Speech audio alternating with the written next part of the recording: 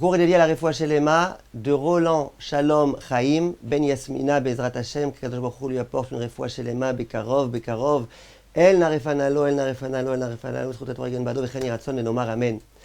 Chers amis, le fils du très très grand Rav Rabbi Elimelech de Lizansk, qui s'appelait Rabbi Elazar de Lizansk, il pose une question. Il dit, il est écrit dans la Gemara, dans Masechet Yoma Daf Samertet, qu'un jour, Chachamim se sont adressés à Kadosh Baruch Hu et ils ont prié pendant des jours et des nuits à Kadosh Baruch Hu que Kadosh Baruch Hu supprime le Yetzer Hara qu'a l'homme à s'adonner à l'idolâtrie.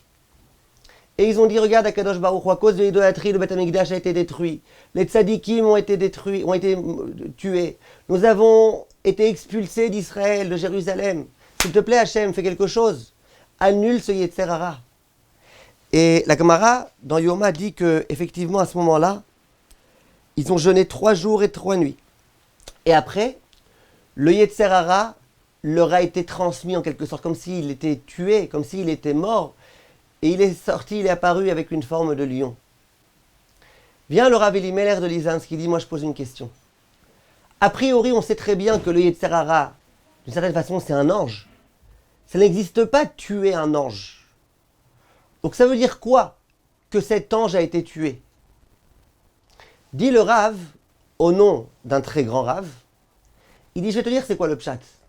C'est pas qu'il n'y a plus ce Yetzer Hara, cet ange-là il a été détruit, ça n'existe pas un ange, on ne peut pas le détruire. C'est que le Yetzer Hara de Gilui Arayot, de Avodah Zara, de l'idolâtrie, maintenant, c'est plus Avodah Zara d'idolâtrie. Maintenant c'est autre chose. Il a été destitué de ce rôle-là d'idolâtrie, maintenant il œuvre ailleurs. Demande le Rav de Lizansk qui dit, mais je comprends pas, on sait très bien qu'un ange il est chargé d'accomplir une mission, et qu'il ne peut qu'accomplir cette mission, et qu'il ne peut pas accomplir une autre mission. Donc s'il est encore là cet ange-là, et que sa mission, c'est la mission de quoi? De l'idolâtrie, qu'est-ce qu'il fait maintenant? Vient le Rav Elimelech de Lizansk, son fils, excusez-moi, le Rabbi Elazar de Lizansk, et il dit... Je vais te dire c'est quoi la mission maintenant du Yetzer Hara. C'est d'embrouiller les gens, de convaincre les gens, de devenir fous, de courir après l'argent. Il dit le Yetzer Hara de l'idolâtrie n'existe plus, mais à la place il y a le Yetzer Hara de l'argent. Et il dit ça ressemble beaucoup les deux.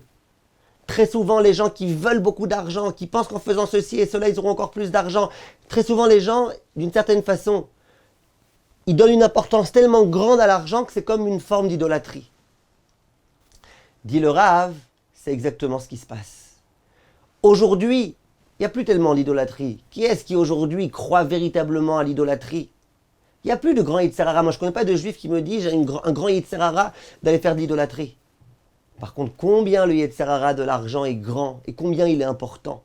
Et combien les gens sans arrêt sont prêts quelquefois à tout faire pour avoir encore un peu d'argent. Combien les gens ils sont prêts à oublier Hachem pour avoir encore un petit peu d'argent. Et souvenons-nous, mes chers amis, de la Gemara dans Sanhedrin qui dit qu'un jour Rav Ashi enseignait la Torah à ses élèves. Et il leur a dit, demain on va parler de notre ami Ménaché, le fameux Ménaché qui a fait de l'idolâtrie, le fameux Ménaché qui va être puni dans le monde futur. En plein sommeil, Ménaché s'adresse à Rav Ashi. Il lui a dit, t'as pas honte? T'as dit de moi que je suis ton ami, notre ami Ménaché? Ménaché l'Aziz? Quoi, tu crois que je suis ton ami? Tu crois que t'es à ma hauteur? Qui tu es, toi? Alors immédiatement, Rav Ashi comprend. Et il dit, mais je comprends pas. Quoi, c'est vrai, t'es quelqu'un de tellement important. Alors pourquoi tu l'as fait d'idolâtrie? Et Ménaché lui dit, crois-moi que si toi t'avais été à notre époque, t'aurais soulevé tes vêtements pour pouvoir courir bien vite pour aller faire de l'idolâtrie.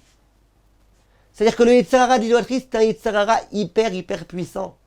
Les gens les plus grands ont succombé.